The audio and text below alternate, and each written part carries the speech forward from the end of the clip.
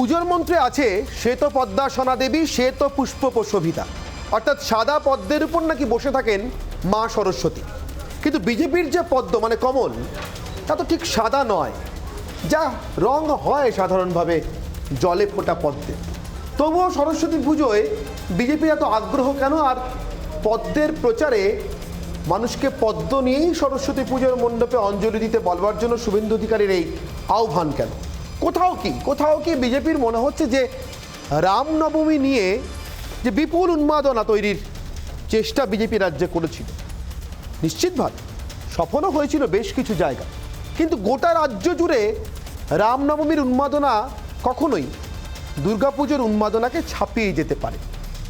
নির্বাচনী বিপর্যয়ের পর তার কারণ বিশ্লেষণ এখনও সরকারিভাবে অফিসিয়ালি দলের ভিতরে বিজেপি করে উঠতে পারে, কিন্তু নানা নেতা নানা সময় যা বলছেন বলে বেড়াচ্ছেন, তাতে অনেকেই বাংলার হয়ে ওঠার, বাঙালির হয়ে ওঠার কোথাও একটা অভাব ছিল। বাঙালি এখনও বোধহয় বিজেপিকে নিজের মনে করতে পারেনি, এমন একটা কথা ছিল, আছে। তাই কি এবার রামনবমী ছেড়ে আর্যাবর্তের রামকে পুরোপুরি যদি নাও ছাড়া হয়, তবুও একটু পিছনের সারিতে রেখে বাঙালির ঘরের ঠাকুর, ঘরের মেয়ে লক্ষ্মী, সরস্বতী, মা দুর্গা, এসব নিয়ে বিজেপির বেশি আগ্রহ? জমি ফেরাতেই কি বিজেপির সরস্বতী পুজোর বিশেষ নজর? আমাদের বিশেষ প্রতিবেদন।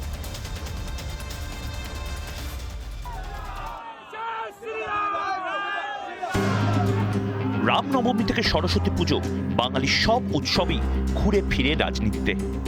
কখনো অনুদানে পুজো, কখনো আবার নতুন উৎসাহে রামনবমী থেকে হনুমান জয়ন্তীতে ঝাঁপিয়ে পড়া। পদ্ম পুরস্কার নিয়ে পদ্ম ছিঁড়ে প্রতিবাদও দেখল বাঙালি। এবং এই পদ্ম আর কোনোদিন বেলগড়িয়ার ফুলের মেলায় থাকবে না। বাংলার নদী, মাঠে, পুকুরে চোখ ফেরালেই পদ্ম। রাজনীতির পদ্ম বাঙালির চেনা অনেক আগে থেকে। ঘরে ঘরে কমলা সোনা, লক্ষ্মীর পুজো তো নিত্য। অন্তত লক্ষ্মীবারে পদ্মা সোনার পুজো করেননি এমন বাঙালি বিরল। আর ধর্ম, বর্ণ, দল, মত নির্বিশেষে সরস্বতীর আরাধনা সব বাঙালির কাছেই বিশেষ। বছরের সবচেয়ে মনোযোগী থেকে সবচেয়ে ফাঁকিবাজ পড়ুয়াও সরস্বতী পুজোয় অঞ্জল মিস করে না। বসন্ত পঞ্চমীর আগে যতই জিভে জল আসুক, কুল খাওয়া নিষেধ। সঙ্গে বছর বছর মা দুর্গা তো আসেনি। ঘরে ঘরে বাঙালির খুব কাছের সেই লক্ষ্মী, সরস্বতী, মা দুর্গাই এবার রাজনীতির নেতাদের মুখে মুখে। আর এবারের শ্রী পঞ্চমীতে এমনি তো পদ্ম ফুল ছাড়া পুজো হয় না, এবার আরো বেশি করে পদ্ম ফুল ব্যবহার করতে হবে। কারণ একজন রেজিস্টার মাতাল তিনি যে ফুল দিয়ে ভগবান রামচন্দ্র অকাল বোধন করেছিলেন, বাসন্তী পুজো হয়েছিল বসন্তকালে, অসুর নিধন হয়েছিল, সেই ফুলকে ছিঁড়ছেন। আরে ওটা শুধু বিজেপির প্রতীক নয়, ওটা জাতীয় ফুলও বটে।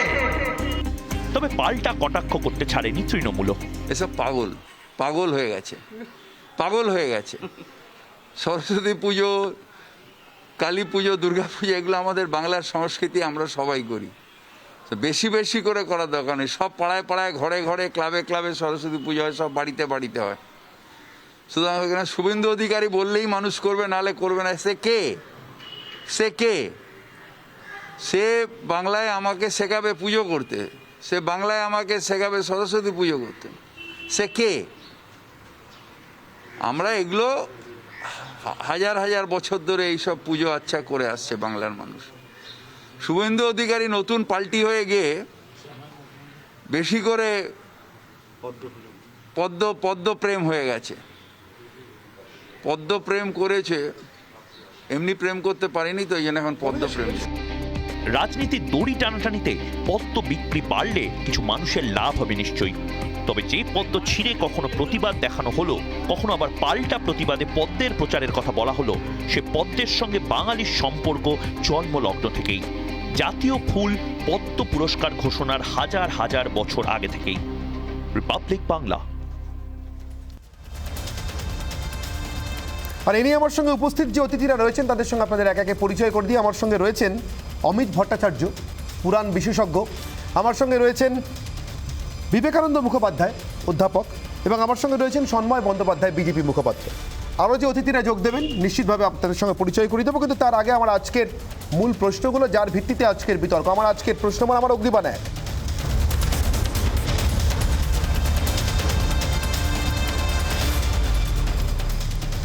সরস্বতী পুজো বিজেপির নতুন ইনিংস এ রাজ্যে নতুন করে শুরু করতে চলেছে বিজেপি। অগ্নিবাণ 2,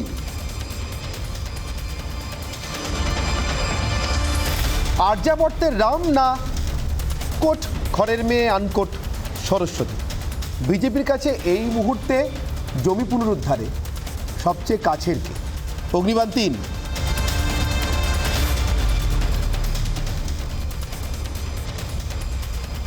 সাধারণভাবে বলা হয় বাংলার পুজোর মরশুমটা শেষ হয় সরস্বতী পুজো দিয়ে। সেই শেষ পুজো থেকেই, অর্থাৎ পুজোর শেষ থেকেই কি এবার শুরু করতে চায় বিজেপি?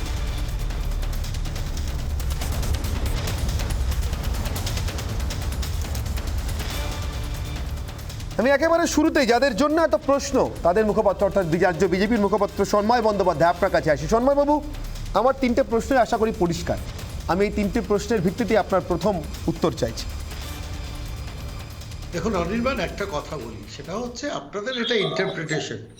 সেটা হচ্ছে সরস্বতী পুজো আমাদের আমরা আরো বেশি করে আঁকড়ে ধরতে চাইছি কিনা, কিংবা আরো বেশি করে বাঙালি হওয়ার জন্য সরস্বতী পুজোকে দরকার কিনা, কিংবা রামের থেকে সরস্বতী ঘরে মেয়ে আদৌ বেশি প্রয়োজন কিনা। প্রশ্নটা হচ্ছে বেসিক্যালি যে জায়গাটা ধরতে হবে সেটা হচ্ছে মানে ভারতবর্ষে হিন্দুরা সংকটে রয়েছে। শুভেন্দুবাবুর বক্তৃতাটা আমি পুরোটাই শুনেছি।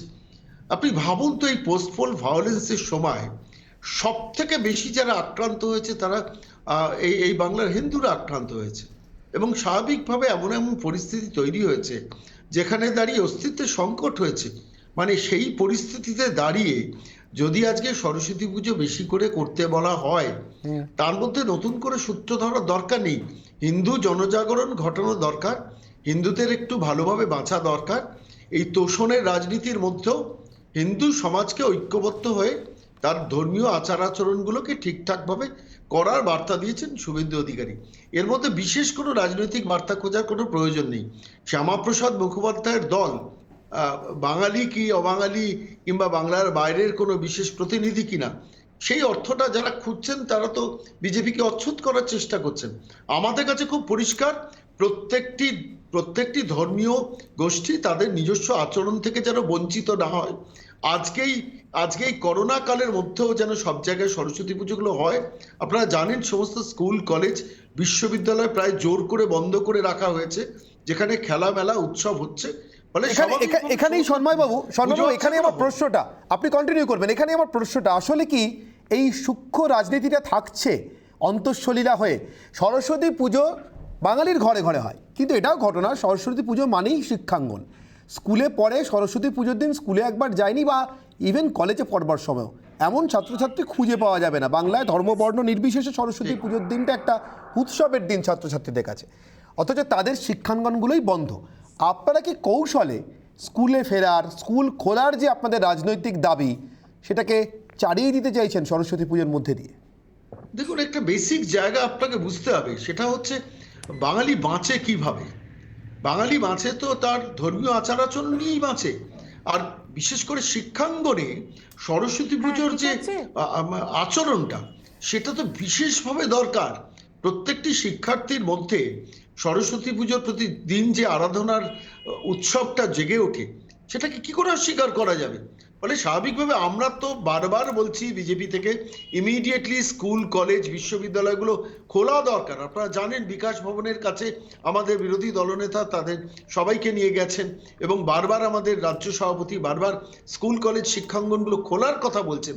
সেখানে দাঁড়িয়ে যদি এই মুহূর্তে দাঁড়িয়ে অন্তত সরস্বতী পুজোকে কেন্দ্র করেও শিক্ষাঙ্গনে ছেলে মেয়েদের যদি আবার সমাবেশ ঘটে, একটা শিক্ষার পরিবেশ ফিরে আসে, অসুবিধাটা কোথায়? আজ পর্যন্ত আপনি বলুন তো, 2 বছর, আমি একটা কথা বলে শেষ করব, 2 বছর চলে গেল যেখানে দাঁড়িয়ে সামনে মাধ্যমিক উচ্চ মাধ্যমিক পরীক্ষার্থীরা কিভাবে পরীক্ষা দেবে আমরা জানি না। আর ঠিক একই সঙ্গে আমরা জানি না যে শিক্ষাঙ্গনে সরস্বতী পুজো আদৌ হবে কিনা। সেই জায়গাটা তো নিশ্চিত হওয়া দরকার ছেলে মেয়েদের স্বার্থে দরকার। বেশ, ছেলে মেয়েদের স্বার্থে নিশ্চিত হওয়া দরকার। আমি সরাসরি যাব বিবেকানন্দ বাবুর কাছে। বিবেকানন্দ বাবু, স্বাধীনতা আন্দোলনের সময়টাতে আমরা সত্যি সত্যি দেখেছি পুজো এবং রাজনৈতিক দাবিকে মিশে যেতে, বা পুজোর দাবিটাও একটা রাজনৈতিক দাবি হয়ে উঠতে পারে। মান্দালয়ের জেলে বসে দুর্গাপুজো করবার জন্য সুভাষচন্দ্র বসুর অনশন হোক বা বিভিন্ন কিছু। কিন্তু সাম্প্রতিক সময়ে যেভাবে পুজোকে কেন্দ্র করে বাঙালি রাজনীতি আবর্তিত হচ্ছে, তাতে সরস্বতী পুজো কি নবতম সংযোজন বলে আপনার মনে হয়? নমস্কার এবং শুভ সন্ধ্যা দিয়ে আমি কথাটা বলি যে বাংলাতে আগেও সরস্বতী পুজো ছিল, এখনো সরস্বতী পুজো থাকবে এবং সরস্বতী পুজো হবে। যে যার মতো করে শিক্ষাঙ্গনে হোক, বাড়িতে হোক, সব জায়গায় সরস্বতীর বন্দনা হবে। এটা এই ধর্মটা প্রত্যেকের আভ্যন্তরীণ বিষয় এবং প্রতিটি মানুষ, ছাত্র ছাত্র থেকে শুরু করে বৃদ্ধ পর্যন্ত প্রত্যেকেই ধর্মটা এভাবে বিশ্বাস করেন যে যেটাকে যার উপর তিনি আস্থা রাখেন এবং যেটা তাকে তার নিজস্ব চলার পথে, তার জীবন গঠনের ক্ষেত্রে কোথাও সাহায্য করে। কিন্তু ধর্মটা দিয়ে রাজনীতি, আলাদা করে ধর্ম দিয়ে রাজনীতি, এটা বোধহয় একটু বাড়াবাড়ি হচ্ছে। আলাদা করে ধর্মীয় রাজনীতি বোধহয় বাড়াবাড়ি হচ্ছে। আমি শম্পা সেন অধ্যাপিকা আমার সঙ্গে যোগ দিয়েছেন, আমি আসবো শম্পার কাছে। শম্পাদেবী, আপনার কি মনে হয়? বিবেকানন্দ বাবুর বক্তব্য আমি শুনলাম, তার মতে মনে হয়েছে যে যেটা আমরা শুরুতেও বলছি বা সবাই বলছেন, সন্ময়বাবু বলছেন, তো হাজার হাজার বছরের বাঙালির সংস্কৃতি, বাঙালি এভাবে করে আসছে। বেশ, পদ্মের সঙ্গে সম্পর্ক, সরস্বতী পুজো না হলে বাঙালির যেন কি একটা অসম্পূর্ণ থেকে গেল। কিন্তু আলাদা করে এই পুজোটাকে কেন্দ্র করে রাজনীতিটা, সেটা বাড়াবাড়ি মনে হচ্ছে। আপনার কি মত? হ্যাঁ, যেটা পশ্চিমবঙ্গের শুধু নয়, সারা ভারতবর্ষেরই এখন প্রবণতা, রাজনৈতিক প্রবণতা, যেটা খুব বিপজ্জনক প্রবণতা, সেটা হচ্ছে ধর্মকে রাজনীতির ক্ষেত্রে ব্যবহার করা। এবং যারা ব্যবহার করছেন তারা কিন্তু অত্যন্ত কৌশলেই ব্যবহার করছেন। আমরা যারা শিক্ষার সঙ্গে যুক্ত আছি অথবা আরো সমাজের নানান স্তরে তার অভিভাবকরা আছেন, এমনকি যারা সব থেকে গুরুত্বপূর্ণ ছাত্রছাত্রীরা, তারাও কিন্তু বহুদিন থেকে চাইছেন যে শিক্ষাঙ্গনগুলো খোলা হোক।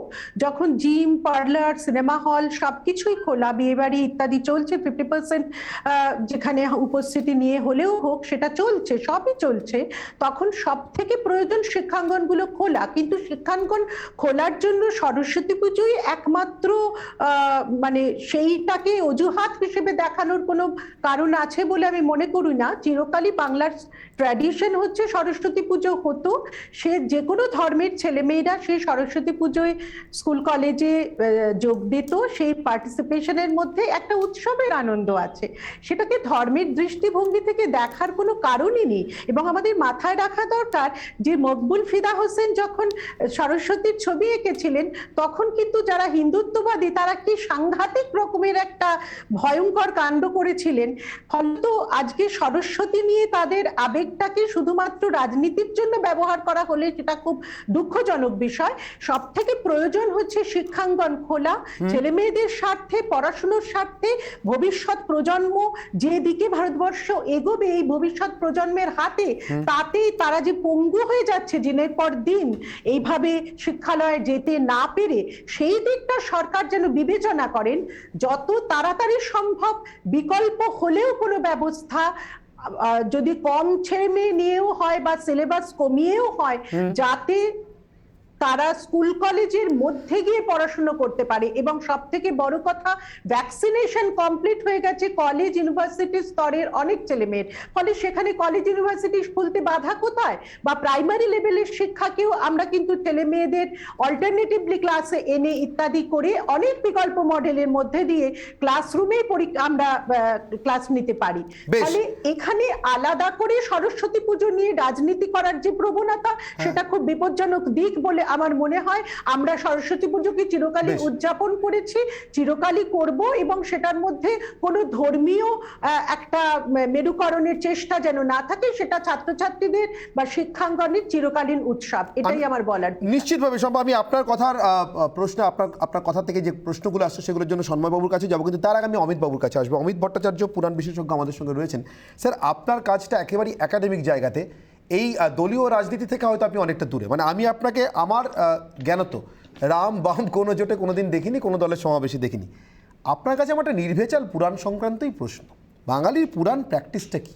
আমি যে প্রশ্নটা শর্মাবাবুকে করেছি, হয়তো তাদের পক্ষে এটা একটু অস্বস্তিকর, সামনাসামনি একটা দলের তরফ থেকে টিভির সামনে বসে এটা বলা, বিশেষ করে যখন রাম মন্দির নির্মাণ হচ্ছে এবং উত্তরপ্রদেশে ভোট হচ্ছে, যে বাঙালির মানুষের কাছে, বাঙালি সাধারণের কাছে রবীন্দ্রনাথও রামের জন্য কবিতা লিখেছেন, সাহিত্য করেছেন, কিন্তু আমি সেই প্রশ্নে যাচ্ছি না। বাঙালির হৃদয়ের পদ্মাসনে কে বসে আছেন, রাম না ঘরের মেয়ে লক্ষ্মী সরস্বতী? হ্যাঁ, একেবারেই লক্ষ্মী এবং সরস্বতী দুজনেই আমাদের হৃদয়ে জুড়ে রয়েছেন।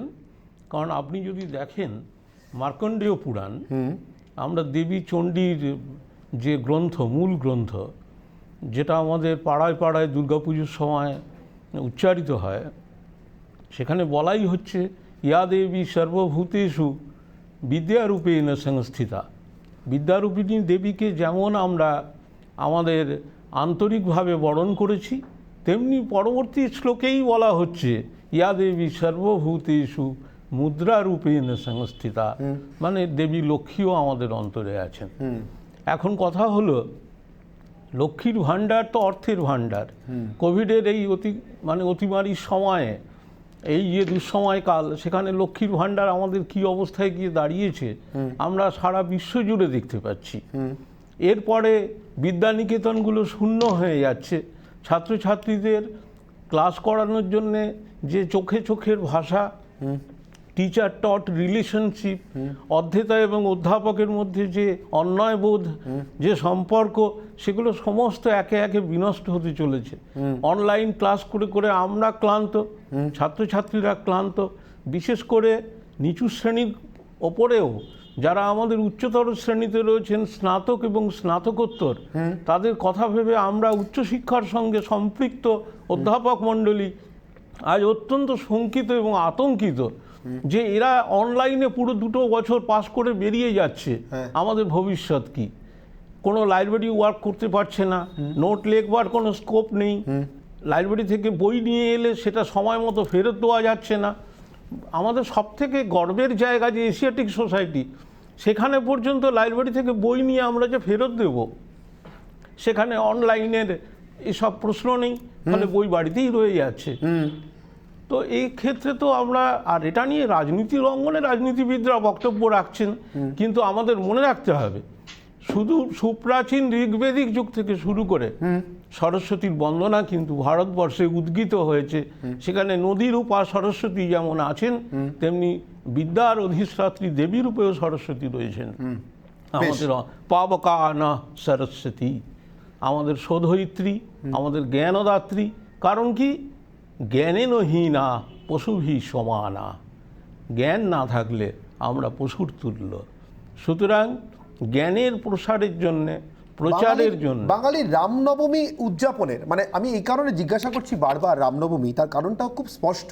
আজকে শুভেন্দু অধিকারী যে বক্তব্যটা আমরা শোনালাম আমাদের প্রতিবেদনে, দেখুন স্যার, আপনি হয়তো খেয়াল করেছেন যে সেখানে কিন্তু বাসন্তী পুজোর কথা শুভেন্দু অধিকারী বলছেন। প্রশ্নটা হচ্ছে এখানেই যে বাঙালির হৃদয়ে বাসন্তী পুজোটা অনেক বেশি জাগ্রত। বাসন্তী পুজোর অষ্টমীর দিনে মা অন্নপূর্ণা বা পাড়ায় পাড়ায় অন্নপূর্ণা মন্দিরগুলো বেশি জাগ্রত বিশ্বেশ্বরের সঙ্গে, নাকি ওই বাসন্তী পুজোরই নবমীর দিনে রামনবমীটা বেশি জাগ্রত? স্যার, দেখবো আমরা বাসন্তী পুজো কিন্তু আমাদের বাংলার গ্রাম অধ্যুষিত এলাকায়, গ্রামাঞ্চলে মায়েদের মধ্যে একটা ব্যাপক আলোড়ন সৃষ্টি করে, যেটা কিন্তু আবার পক্ষান্তরে আমরা দেখতে পাই যে যেখানে সরস্বতীর মানে জ্ঞানের কথা, সেখানে কিন্তু আমাদের সংখ্যাধিক্য অনেক বেশি। সুতরাং বাসন্তী পুজোর থেকেও আমার মনে হয় যে সরস্বতী আমাদের অনেক কাছে এবং অনেক নিকটতম। বেশ, আমি একটা বক্তব্য শোনাবো বিজেপির প্রাক্তন রাজ্য সভাপতি, বর্তমান কেন্দ্রীয় সহসভাপতি দিলীপ ঘোষের। এই বক্তব্যটি কোনো পুজো উপলক্ষে নয়, একটি পিকনিকে, মানে আমরা যাকে সাদা কথায় পেট পুজো বলি, সেই উপলক্ষে সম্প্রতি 2-3 দিন আগের। আসুন আগে বক্তব্যটা শুনি, তারপর আসবো প্রশ্নে। খড়গপুর লোকালের একটি মণ্ডলের এখানে আজকে বনভোজনের ব্যবস্থা করা হয়েছে। অনেকদিন হয়ে গেছে আমাদের কর্মীরা এক জায়গায় বসে খাওয়া দাওয়া করেননি, তাই সবাই আমরা একত্রিত হয়েছি এখানে। পুকুরে মাছ ধরা হচ্ছে, ঘুরে বেড়াচ্ছেন, আনন্দ করছেন, তার সঙ্গে সংগঠনের কথা হবে। এই যে অবলীলায় দিলীপবাবু মাছ ধরছেন, মাছ ধরা হচ্ছে পুকুর থেকে, সেই মাছে বনভোজন হচ্ছে, মানে পিকনিক, যা এই সময় একেবারে পাড়ায় পাড়ায় হয় বাঙালির, বললেন এই মাছ মানে মৎস্য অবতার। বাঙালির পাতে কিন্তু অবতার বললেও মৎস্য অবতারের প্রাত্যহিক আনাগোনা, মাছে ভাতে বাঙালি। আমি সন্ময়বাবুর কাছে সরাসরি প্রশ্নটা রাখবো, কিন্তু তার আগে আমি আজকের ব্রহ্মাস্ত্রটা নিই, তারপর সন্ময়বাবুর কাছে যেতে আমার সুবিধা হবে, বাকি অতিথিদের কাছে। আমার আজকের ব্রহ্মাস্ত্র,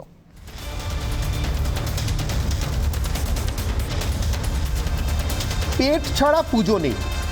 বাংলায় কি এটা বুঝতে পেরেছে বিজেপি? আমি সন্ময়বাবু আপনার কাছে আসি। এই গত বিধানসভা নির্বাচনের সময় যখন বিশেষ করে উত্তরাখণ্ড থেকে বা উত্তর ভারত থেকে নেতারা আসছিলেন, উত্তরাখণ্ড বলবো না, উত্তর ভারত থেকে নেতারা আসছিলেন, এ রাজ্যের বাঙালির ঘরে ঘরে পাত পেড়ে দুপুরবেলার মধ্যাহ্নভোজন সারছিলেন, সেই দৃশ্য দেখে বারবার একটা প্রশ্ন তুলছেন এ রাজ্যের বর্তমান শাসক দল, তখন যুযুধান তৃণমূল, যে ভাত তো আছে, মাছটা কোথায়? অর্থাৎ বাঙালির ঘরে খেলেন, কিন্তু বাঙালি হয়ে উঠতে পারলেন কি? এই অস্বস্তিকর প্রশ্নটা দিলীপ ঘোষকে ফেস করতে হয় না, সন্ময় বন্দ্যোপাধ্যায়কে করতে হয় না, শুভেন্দু অধিকারীকেও করতে হয় না। আমি একটু দীর্ঘ করছি সন্ময়বাবু প্রশ্নটা, যাতে করে আপনার উত্তর দিতে সুবিধা হয়। বাঙালির পুজো মানে কোনো না কোনো একটা প্রসাদ। এই যে কুলের কথা হচ্ছিল, মা সরস্বতীকে কুল দেবো, তবে কুল খাবো সরস্বতী পুজোর পর। ভাদ্র মাসে কালী পুজোতে না দিয়ে নাকি মূলও খাওয়া যায় না, তাই তো স্যার, আমি যদি ভুল না বলি, বাঙালির প্র্যাকটিস। তো এমন নানা পুজোর সঙ্গে বাঙালির নানা খাদ্য বিচার জড়িয়ে আছে, যদি আমি পঞ্জিকার ভাষায় বলি, কিন্তু জড়িয়ে আছে। আর এখানে আমার প্রশ্ন সন্ময়বাবু, এই পুজোর শুরু থেকে শেষ বাঙালি সাষ্টাঙ্গে প্রণাম করে পুরোহিতের পাশে বসে মন্ত্র পড়ে কপালে তিলক কেটে বেরোয় কি বেরো না সেটা অন্য কথা, কিন্তু মণ্ডপে দাঁড়িয়ে নমস্কার করে, কখনো দাঁড়িয়ে দাঁড়িয়ে অঞ্জলি দিয়ে তারপরে কি আছে প্রসাদে দেখতে ছুটে যাওয়া, এই যে কালচারটা, এই কালচারটা তো বাঙালির ধর্মের কালচার, বাঙালির নিজস্ব ধর্মীয় কালচার। এইটা কি করতে কোথাও বুঝতে অসুবিধা হয়েছিল বিজেপির, বা বুঝতে এখন চেষ্টা করছেন আপনারা?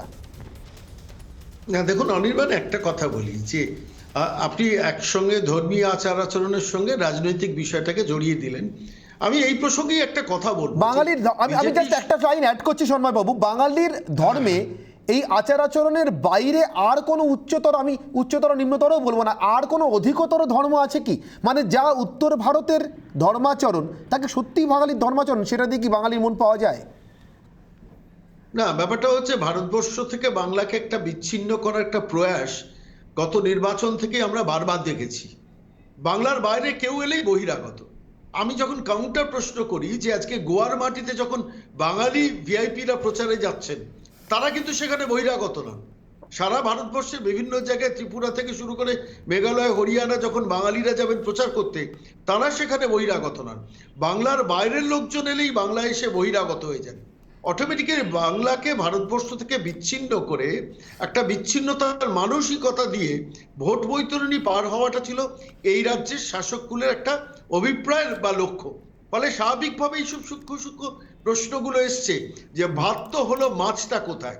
ফলে স্বাভাবিকভাবে শ্যামাপ্রসাদ মুখোপাধ্যায়ের দল বিজেপিকে যদি নতুন করে প্রমাণ করতে হয় যে আমরা বাঙালি, মাছ খেয়ে বাঙালি, তাহলে তো মুশকিল হয়ে যাবে না? আমরা বরঞ্চ আরো একটু বেশি বৃহত্তর অঙ্গনে ভারতীয় হওয়ার চেষ্টা করি না, সেই ভারতের অঙ্গ বাঙালি হয়ে থাকি না। অসুবিধাটা কোথায়? সারা ভারতবর্ষের সমস্ত জায়গায় প্রত্যেকটা বাঙালির যে গ্রহণযোগ্যতা, বাংলার বাইরের যে কোনো মানুষ, যে রাজনৈতিক দলের আবরণেই থাকুন, তারা যখন বাংলায় আসবেন তখন তাদের ক্ষেত্রেও সেই জিনিসটাই প্রযোজ্য। আমি জানি না আপনাকে সঠিকভাবে বোঝাতে পারলাম কিনা। না, নিশ্চিতভাবে আমি বুঝতে পেরেছি সন্ময়বাবু, কিন্তু আমার প্রশ্নটার পরবর্তী সময় অমিতবাবুর কাছে, পুরাণ বিশেষজ্ঞ আমার সঙ্গে রয়েছেন স্যার অমিত ভট্টাচার্য। স্যার, আপনার কাছে আমার প্রশ্ন, যা বাবুদের কালচার বলে বঙ্কিমচন্দ্র লিখেছিলেন, বাবু প্রবন্ধ তার বিখ্যাত, তাকে সত্যি সত্যি আমরা অস্বীকার করতে পারি আজকে আমাদেরও, মানে বাঙালি হিসেবে আমাদেরও কি কালচার নয়? সত্যি কি আমরা পাঁঠার মাংস খাওয়ার জন্য গঙ্গা পুজো করি না? বাঙালির পুজো আছে, আর প্রসাদে একটা লোভনীয় কিছু নেই, সবসময় যে আমিষ থাকতে হবে তার কথা নেই, কিন্তু কিছু একটা নেই, মানে পুজোর প্রসাদের সঙ্গে বাঙালির কিছু খাওয়ার পারমিশন নেই, এটা কখন হতে পারে? বৈশম্পায়ন কহিলেন, হে নরবর, আমি সেই বিচিত্র বিদ্যা কুশলী, আহার নিদ্রা কুশলী, চশমা অলঙ্কৃত বাবুদিগের চরিত্র বর্ণন করিতেছি, শ্রবণ করুন। এই যে পূজা সংস্কৃতি, এর মূল অঙ্গই কিন্তু আমি আমার শৈশবে যদি ফিরে যাই, কৈশোরে যদি ফিরে যাই, তারুণ্যে যদি ফিরে যাই, যুবাবস্থায় যদি যাই, নাড়ু কালেকশন করতাম, পকেটে ছোট ব্যাগ থাকতো, কারণ অতগুলো একসঙ্গে খাওয়া সম্ভব না। 4-6টা করে আমি, আমার ভাই, আমার যারা অনুজ প্রতিম, তারা সবাই এক জায়গায় জমা করতাম। সরস্বতী পুজো হবে, আর ক্ষুধারূপিণী দেবী তিনি বুভুক্ষিত থাকবেন, সন্তুষ্ট হবেন না। আমরা তো প্রার্থনা আমাদের, ইয়া দেবী সর্বভূতেষু ক্ষুধারূপেণ সংস্থিতা, তাকেও আমরা প্রণাম জানিয়েছি। ফলে ক্ষুণ্ণিবৃত্তি, সরস্বতী পুজো হবে, খিচুড়ি হবে না। সরস্বতী পুজো হবে বেগুনি, 5 তরকারি বা চাটনি হবে না। কড়াইশুঁটি দিয়ে নতুন গুড়ি আলুর দম আমরা ভাবতেই পারি না। বেশ, আমি এখানটা দিয়ে আসতে চাইছিলাম। আসলে আমি জানি সন্ময়বাবু আপনি যেটা বলতে চেয়েছেন আমি সেটাও বুঝতে পারছি, কিন্তু আমার এখান থেকেই প্রশ্ন, যে কথাগুলো অমিতবাবুও বলছেন, আমি সেখান থেকে আমি শম্পা আপনার কাছে আসবো। আমার সময় কম, আমি তাই 1 মিনিট সময় বাঁধছি এবার। শম্পা, 1 মিনিটে যদি আমাকে বলেন এই পেট চর্চা আর বাঙালির পুজো চর্চা যে ওতপ্রোত জড়িত, এটাকে সত্যি কি আলাদা করা সম্ভব? দেখুন, 1 মিনিটে খুব কম কথা বলা যায়, তাও আমি এটুকু বলছি। প্রথমত আমি বাঙালি, এখানে যারা আমরা কয়েকজন আছি প্রত্যেকেই বাঙালি, কিন্তু আমি বাঙালি হয়েও আমি কোনো পুজো করি না। আমি এক চরম নাস্তিক। আমার বাড়িতে আমার পরিবার সূত্রে কোনো ধর্মের ওপর আলাদা করে ধর্মাচরণের অভ্যেসে নেই। ফলে তো এখানে প্রত্যেকে আছি, প্রত্যেকে আলাদাভাবে তার জীবনযাপন করতে অভ্যস্ত। তা বলে আমি অন্য একজনকে ধর্ম যিনি বিশ্বাস করেন তাকে আঘাতও করব না। কিন্তু একটা সামগ্রিকভাবে বাঙালির কালচার আছে, সেই কালচারের সঙ্গে যেমন পুজো আছে, খাওয়া দাওয়া আছে। খাওয়া দাওয়া একটা বিরাট রকমের কালচারের অঙ্গ। আমরা আজকের দিনে সেটা নিয়ে পড়াশোনাও করি, চর্চাও করি। আমার যেটা আজকের বক্তব্য, সেটা আমাদের কিন্তু একটু বাঙালি বাঙালি করে এই যে কুপমণ্ডুক একটা জায়গা তৈরি হচ্ছে, তার থেকে অনেক বড় ভারত, অনেক বড় পৃথিবী। কারণ আমাদের স্টেটের ছেলেমেয়েরা প্রত্যেকে একটা এক্সোডাস হচ্ছে, বাইরের রাজ্যে পড়তে চলে যাচ্ছে, বাইরের রাজ্যে সেটেলড হচ্ছে, চাকরি করতে যাচ্ছে বা দেশের বাইরে যাচ্ছে। ফলে 19 শতকের বাংলার সঙ্গে আজকের বাংলাকে তুলনা করলে হবে না। আর 19 শতকের বাংলাও অনেক বেশি কসমোপলিটন ছিল, 19 শতকের বাংলাও অনেক বেশি প্রসারিত হয়েছিল। প্রত্যেক এই বাঙালির যতই ভাষা বৈশিষ্ট্য, যতই কালচার বৈশিষ্ট্য যাই থাক না কেন, প্রত্যেকটার ক্ষেত্রে আমাদের দৃষ্টিভঙ্গি অনেক বেশি প্রসারিত হওয়া দরকার বলে। সময় শেষ, সম্পদ আমাদের বাধ্য হচ্ছি বিবেকানন্দ বাবুর কাছে যাব। ওই 1 মিনিট সময় বেঁধে বিবেকানন্দ বাবু প্লিজ, আমি এই প্রশ্নটার উত্তরই আপনার কাছ থেকে নেওয়ার চেষ্টা করব। যা বললেন সম্পদ, আমরা এতক্ষণ ধরে আলোচনা করলাম, সত্যি সত্যি কি এর বাইরে বাঙালির বেরোনো সম্ভব বা বাঙালিকে বের করা সম্ভব? আর যদি না হয় তাহলে বাঙালির এই ধর্মটা, মানে নিজস্ব এই ধর্মচর্চার ক্ষেত্রে বুঝে নেওয়াটাই বাংলায় রাজনীতি করার সেরা উপায়। এটা মনে হয় আমি আগেও বলছিলাম, বাংলাদেশ আমাদের মধ্যে যে পুজো আড্ডা এবং খাওয়া দাওয়া এই কালচারটার কথা বলছেন, আমাদের একটা উদ্দেশ্য ঘরানা। আমি শিক্ষককে জানতে চাই, বিবেকানন্দ বাবুর ওখান থেকে শব্দের কোনো সমস্যা হচ্ছে আমি বুঝতে পারছি, ফলে আমার বিবেকানন্দ বাবুকে থামাতেই হলো। শেষ করব একটাই কথা বলে, আমার মনে হয় তাতে আমরা সবাই বোধহয় এখানে একমত হবো। এতজন তো অধ্যাপকই রয়েছেন এবং সন্ময়বাবু অত্যন্ত বিদ্যাচর্চার অনুসারী মানুষ। মেঘনাথ সাহার বাড়িতে পাড়ার ছেলেদের সরস্বতী পুজোর চাঁদা নিতে আসার ঘটনা আমরা অনেকেই জানি। বাড়ির ভিতরে ঢুকিয়ে তার মতো করে সরস্বতী আরাধনা দেখিয়েছিলেন মেঘনাথ সাহা, যে আরাধনায় ঘর ভর্তি শুধু বই ছিল, সরস্বতীর কোনো মূর্তি ছিল না। শম্পা যা বললেন, অমিতবাবু যা বললেন, এমনকি সন্ময়বাবু বা বিবেকানন্দ বাবু যা বললেন, তার সার কথা বোধহয় এটাই, বাঙালি আবার শিক্ষাঙ্গনে ফিরুক, সেই সূত্রে বাঙালির বিদ্যাচর্চার সূত্রে সরস্বতীর প্রকৃত আরাধনা শুরু হোক, মেধা বাইরের যাওয়া বন্ধ হোক। এটাই বোধহয় বাঙালির সরস্বতী পুজোর সেরা আরাধনার মন্ত্র হয়ে থাকতে পারে বা যোগ্য হয়ে থাকতে পারে। তবে তাকে কেন্দ্র করে কেউ পদ্ম ফোটাবেন বা অন্য কোনো ফুল ফোটাবেন কিনা সেটা তার বিষয়, বাঙালির মতো করে ফোটালেই হলো। অনির্বাণের অগ্নিমানের বিতর্ক পর্ব এখানেই শেষ করছি। ফিরে আসছে ছোট্ট বিরতি পর এই মুহূর্তে সেরা খবরগুলো নিয়ে। সঙ্গে থাকুন রিপাবলিক বাংলায়।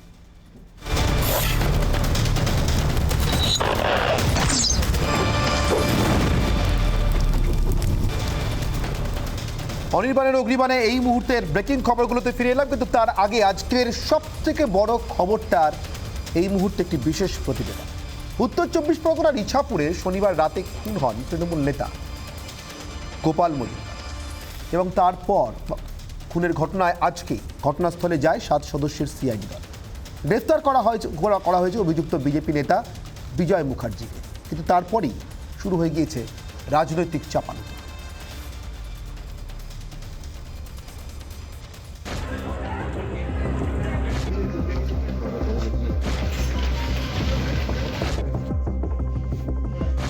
শনিবার উত্তর 24 পরগনার মানিকতলা এলাকার দাপুটে তৃণমূল নেতা গোপাল মজুমদার বাড়ি ফেরার পথে খুন হন।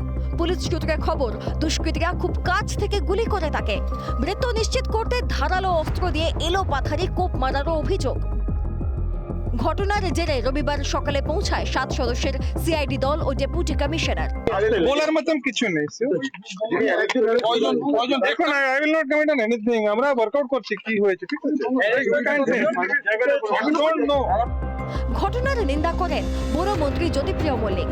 যদি মনে করে থাকে ব্যারাকপুরের নিজে ব্যারাকপুরে ক্রাইম করবে, এই নির্বাচনের প্রাককালে মনে করছেন যে পৌর নির্বাচন আগে ব্যারাকপুরে ভয় দেখাবে হবে, অর্জুন মূর্খের সঙ্গে বাস করছে। গত 25শে জানুয়ারি ব্যারাকপুরে বিজেপি নেতা বিজয় মুখার্জির সঙ্গে ঝামেলা হয় গোপাল বাবুর। বিজয় মুখার্জি গোপাল মজুমদারকে প্রাণ নাশের হুমকি দেন বলে অভিযোগ। বিজয় মুখার্জিকে গ্রেফতার করেছে নোয়াপাড়া থানার পুলিশ। ইতিমধ্যেই তাকে পেশ করা হয়েছে আদালতে। কিচ্ছু জানি না, আমি কিচ্ছু জানি না। তাহলে ধরলো কেন আপনাকে? আমি জানি না। চক্রান্ত বলবেন? বিজয়দা কেন ধরলো আপনাকে? বিজয়দা কেন ধরলো আপনাকে? খুনের ঘটনায় বিজেপিকে জড়িয়ে দেওয়া হচ্ছে বলে অভিযোগ করেন ব্যারাকপুরের সাংসদ অর্জুন সিং। তৃণমূলের নিজের গ্রুপবাজি, তোলাবাজির ঝগড়া, ওই রাইফেল ফ্যাক্টরি কন্ট্রাক্ট নিয়ে ঝগড়া, এইসব নিয়ে এদের মধ্যে নিজের মধ্যে টিকিট খাওয়া খাই নিয়ে ঝগড়া। আর নিজের লোককে মারছে, কেন অন্য লোককে তো আর পাচ্ছে না, সবাইকে তো মেরে টেরে বাইরে করে দিয়েছে। এখন এই জন্যে এরা অন্য লোকের ঘাড়ে চাপাবে। খুনের ঘটনায় সরব হয়েছেন একাধিক রাজনৈতিক ব্যক্তিত্ব। টিএমসির লোকেরা মারা যাচ্ছে, আর যত সমাজ বিরোধী তারা এখন টিএমসির নেতা হয়েছে। ভাগ বাটোয়ারা নিয়ে লড়াই, সিন্ডিকেট নিয়ে লড়াই, আর গুলি চলছে, খুন খারাপি হচ্ছে। সব জায়গায় কি বিজেপি মেরে দিচ্ছে নাকি? বিজেপি নেতারাও প্রতিদিনই অ্যারেস্ট হচ্ছে। এমন কোনো জেল পশ্চিমবঙ্গে পাবেন না যেখানে মিথ্যা মামলায় বিজেপি নেতাদেরকে অ্যারেস্ট করা হয়নি। আমাকেই তো অ্যারেস্ট করার জন্য মমতা ব্যানার্জি সমস্ত ক্রিয়াকর্ম কত রকম করেছে। বারবার একই ঘটনার পুনরাবৃত্তিতে ব্যারাকপুর শিল্পাঞ্চলে নতুন করে শুরু হয়েছে রাজনৈতিক চাপানোতর। রিপাবলিক বাংলা।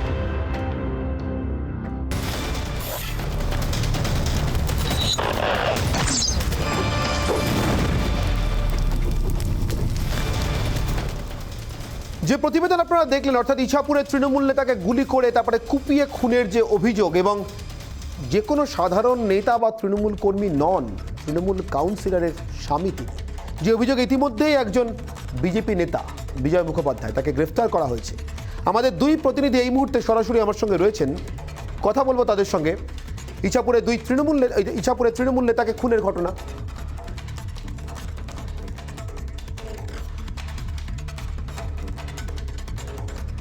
আজকে তার খুন হওয়া তৃণমূল নেতার মরদেহ নিয়ে আসা হয় বাড়িতে। একাধিক ধারা ইতিমধ্যেই মামলা রুজু করেছে পুলিশ।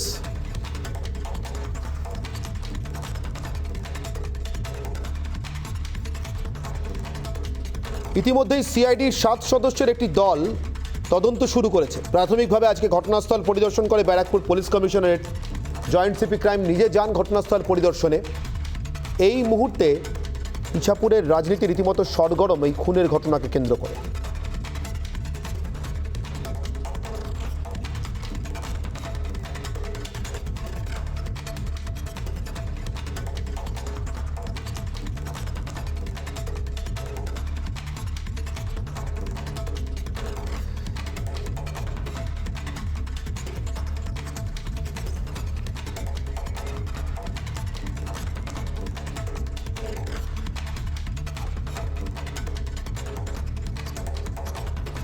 ইতিমধ্যে ইছাপুরে খুন হওয়া তৃণমূল নেতার খুনের তদন্তে সিআইডির বিশেষ দল, 7 সদস্যের দল তৈরি করা হয়েছে, যারা গোটা ঘটনা তদন্তে নেমেছে। প্রাথমিকভাবে ব্যারাকপুর পুলিশ কমিশনারেট তদন্ত করছিল, আর জয়েন্ট সিপি ক্রাইম নিজে ঘটনাস্থলে যান।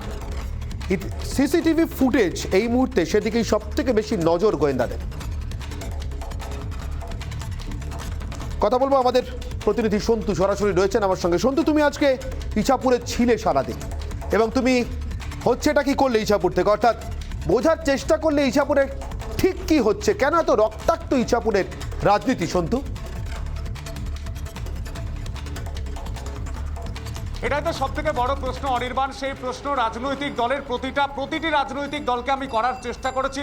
সেখান থেকে একটাই কিন্তু জিনিস উঠে আসছে যে ক্ষমতা দখলের লড়াই। অর্জুন সিং এর দিকে অভিযোগের আঙুল যাচ্ছে। অর্জুন সিং বলছে শাসক দল তাদের হাতে পুলিশ কন্ট্রোলে, তারা ব্যবস্থা নিক। কিন্তু অনির্বাণ এখানে বুঝতে হবে যে একের পর এক নেতাকর্মী খুন হচ্ছেন বিভিন্ন রাজনৈতিক দলের। রাজায় রাজায় যুদ্ধ করে উলুখাগড়ার প্রাণ যাচ্ছে। এক একটা পরিবার তারা অসহায় হয়ে পড়ছে অনির্বাণ। পুলিশের যে ব্যবস্থা ইতিমধ্যেই তার তদন্ত শুরু করেছে অনির্বাণ। সিসিটিভি ফুটেজ খতিয়ে দেখা হচ্ছে। কিন্তু এখানেই কি শেষ, এই প্রশ্নটাই করছেন স্থানীয়রা বলছেন তারা ভীত, তারা আশঙ্কা করছেন এইটা হচ্ছে শুরু। এবং তারা বলছেন যে এই ঘটনা কিভাবে ঘটতে পারে, রাত 9টা থেকে 9:30টার মধ্যে এলাকায় এই ঘটনা ঘটছে। তারা স্তম্ভিত অনির্বাণ। একেবারেই সন্তু, আপাতত তোমাকে ধন্যবাদ। কথা বলছিলাম আমাদের প্রতিনিধি সন্তুর সঙ্গে, এবং সন্তু জানাচ্ছিলেন ইছাপুরে যা ঘটেছে তাদের এলাকার মানুষ একদিকে সন্ত্রস্ত আর একদিকে স্তম্ভিত, এবং অন্যদিকে ক্ষুব্ধ। কেন বারবার ইছাপুরে এমন ঘটনা ঘটবে, কেন ব্যারাকপুর শিল্পাঞ্চল জুড়ে একের পর এক খুনের ঘটনা, এবং কোনো না কোনোভাবে তাতে রাজনীতি জড়িয়ে যাওয়া, আর যাতে শেষমেশ নিঃস্ব হচ্ছে, সব হারাচ্ছে এক একটি পরিবার। এই মুহূর্তে সময় হচ্ছে একটা বিরতির পর ফিরে আসছে অনির্বাণের অগ্নিবাণের ব্রেকিং নিউজ নিয়ে। এই মুহূর্তের সেরা ব্রেকিং খবরগুলো নিয়ে সঙ্গে তখন রিপাবলিক বাংলায়।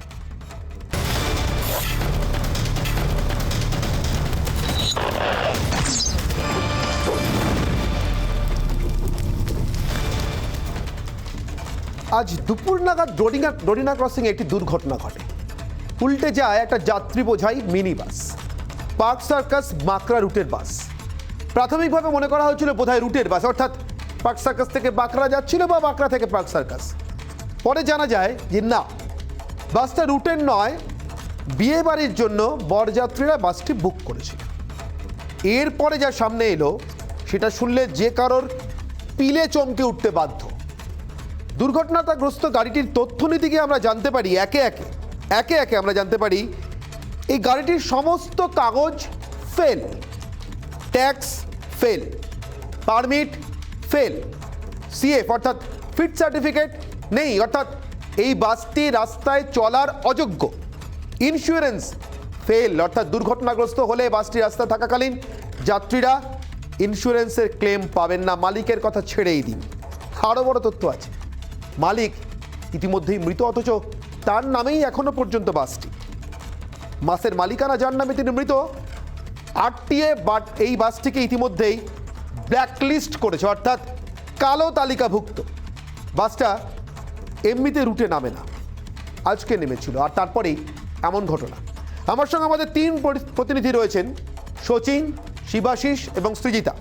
সরাসরি প্রথম যাব শচীনের কাছে। শচীন, দুর্ঘটনার পর সবার প্রথম ঘটনাস্থলে তুমি ছুটে গিয়েছিলে, দুর্ঘটনাস্থলে কি দেখলে, কি ঘটেছিল?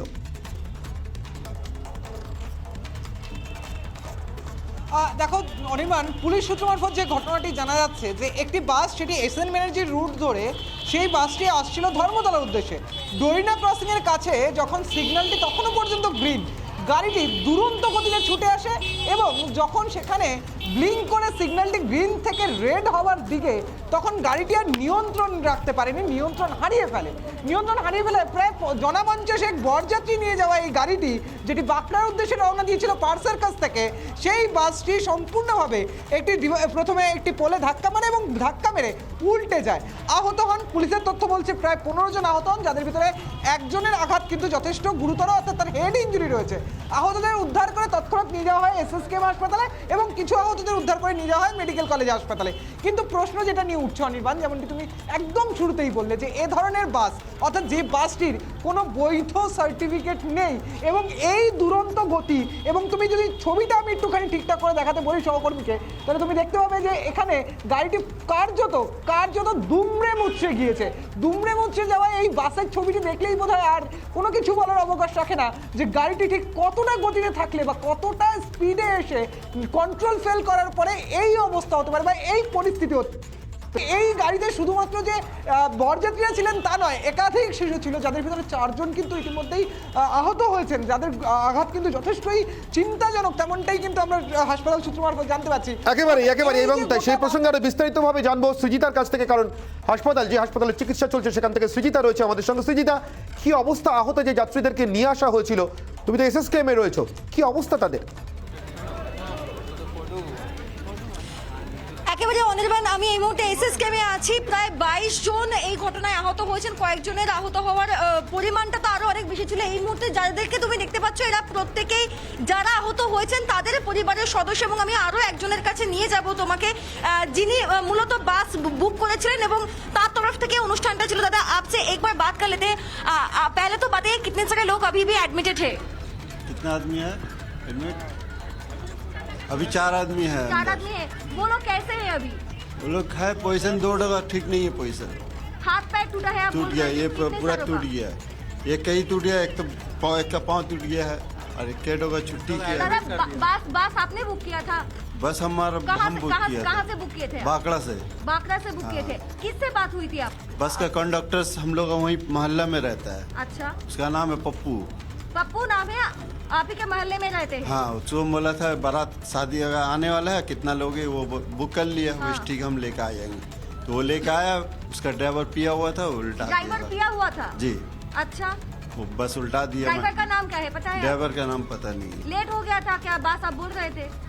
हाँ, जब वो उसका टाइमिंग था 1 बजे आने का, पाकसगर 4 नंबर ब्रिज के पास आदमी लोग लेना, वो सबको रिसीव करने के लिए वो पहुंचा 1:45 बजे।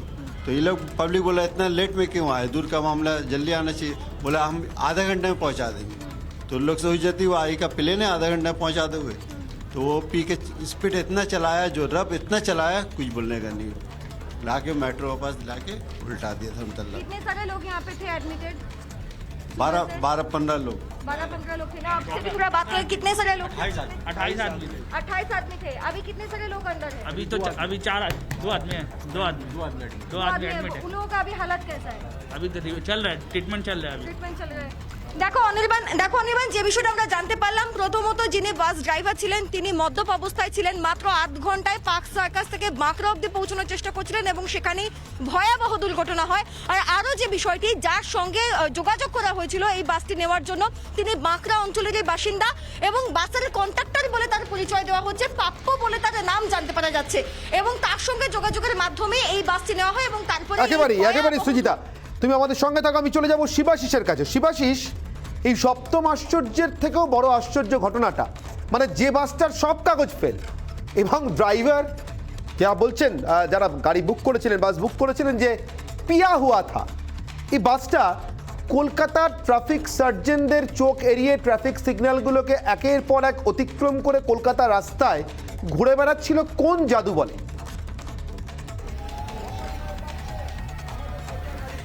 অনির্বাণ, তোমাকে প্রথমে ম্যাজিকের কথা বলতে গেলে আমি আরো বড় ম্যাজিকের কথা বলবো এবং আশঙ্কার কথা বলবো।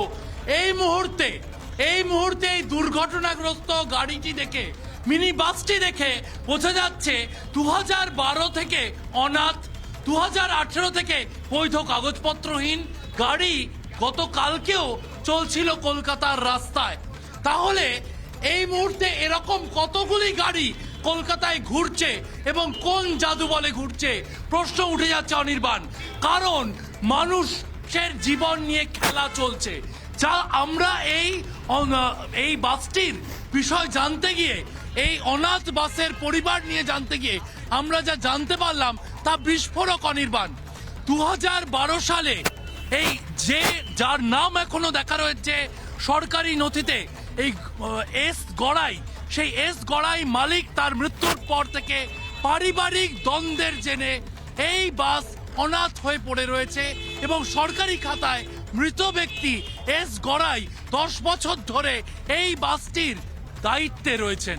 এবং এর পাশাপাশি তুমি যে তথ্য তুলে ধরলে বা আমরা যে তথ্য তুলে ধরছিলাম, বাসটি কিন্তু নিয়মিত রাস্তায় নামতো এবং এই বাসের যে কন্ডাক্টরের কথা বলা হচ্ছে, পাপ্পু নাম উঠে এলো, বা চালকের কথা বলা হচ্ছে, এরা বাসটি নিয়ে নিয়মিতই তারা বাঁকড়া থেকে পার্ক সার্কাস পর্যন্ত যেতেন। তাহলে এতদিন বাসটি চলছে কোন জাদু বলে? কলকাতার বিভিন্ন সিগন্যাল, বিভিন্ন ট্রাফিক সার্জেন্ট সেই জায়গায় কেন মনিটরিং হলো না? যেখানে সামান্য ত্রুটিতেও মনিটরিং হচ্ছে, ফাইন বাড়ছে। একেবারেই এই প্রশ্নটাই সব থেকে বেশি করে উঠছে শিবাশিস, যে সাক্ষাৎ মৃত্যুদূত হয়ে, যমদূত হয়ে এরকম একটা বাস কলকাতার রাস্তায় পথে নামে। এই বাসটা কি একলা, মানে একটা মাত্র বাস, নাকি সাক্ষাৎ এই যমদূত আরও ঘুরে বেড়াচ্ছে কলকাতার রাস্তায়।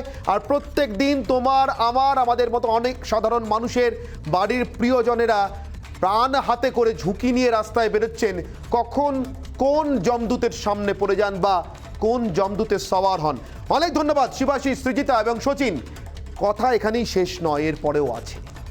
রাজ্যের পরিবহন মন্ত্রী কলকাতার মেয়র ফিরহাদ হাকিম, তাকে আমরা জিজ্ঞাসা করেছিলাম এই দুর্ঘটনার পর যে গাড়িটার কোনো বৈধ কাগজ নেই 2018 সাল থেকে, সেটা কিভাবে কলকাতার রাস্তায় প্রত্যেক দিন পথে নামে। মেয়র বলছেন, রাজ্যের পরিবহন মন্ত্রী বলছেন, এমন বাস তো সিজ করা উচিত। মাইনর ইনজুরি আছে, এটা আমি অলরেডি কলকাতা আরটিওকে বলেছি যে বাস আনফিট অর্থাৎ সিএফ নেই সেই বাসগুলোকে ইমিডিয়েটলি সিজ করার জন্য। এই বাসটা শুধু আনফিটই নয়, ফেল করেনি তাই না, এর যে টায়ার ছিল সেগুলো রিসোলিং টায়ার ছিল। তাই রিসোলিং টায়ার থাকার কারণে এর যে ওয়েটের যে ক্যালিব্রেশনটা সেটা ঠিক মতন নিতে পারেনি, সেই জন্য বাসটা টার্নিংয়ের সময় উল্টে যায়। কিন্তু আমরা বাঁচোয়া যেটা অল্পের ওপর দিয়ে গেছে, এটা যাতে আর না হয়, অলরেডি আমি পুলিশ কমিশনারকেও হোয়াটসঅ্যাপ করেছি এবং আমাদের ডিপার্টমেন্টকেও বলেছি যে ইমিডিয়েটলি চেকিং করো যে কোনটা ভ্যালিড ভেহিকেল আর ইনভ্যালিড ভেহিকেল, মানে ভ্যালিডিটি যা নেই সেটা দেখে ইমিডিয়েট ব্যবস্থা করার জন্য। এখানেই শেষ নয়, আরও আছে। এমন কত বাস, অর্থাৎ সমস্ত কাগজপত্র ফেল করা বাস কিন্তু পাস করে কলকাতার রাস্তায়, রাজ্যের রাস্তায় প্রত্যেক দিন ঘুরে বেড়াচ্ছে, তার কোনো হিসেব নেই। কে বলছে জানেন? আমি না, রিপাবলিক বাংলা নয়, পুলিশ নয়, বাস মিনিবাস সমন্বয় সমিতির সাধারণ সম্পাদক বলছেন। শোনাবো আপনাদেরকে, কিন্তু আপাতত অনির্বাণের অগ্নিবাণ এখানে শেষ করছি। এই দুর্ঘটনার এবং আপনার আমার চোখের সামনে দিয়ে কত মৃত্যুদূত এমন বাস হয়ে প্রত্যেক দিন ঘুরে বেড়ায়, তার স্পেশাল রিপোর্ট দেখার জন্য চোখ রাখুন রিপাবলিক বাংলায়। আপাতত অনির্বাণের অগ্নিবাণ শেষ করছি, সঙ্গে থাকছে সোজাসুজি স্বর্ণালী।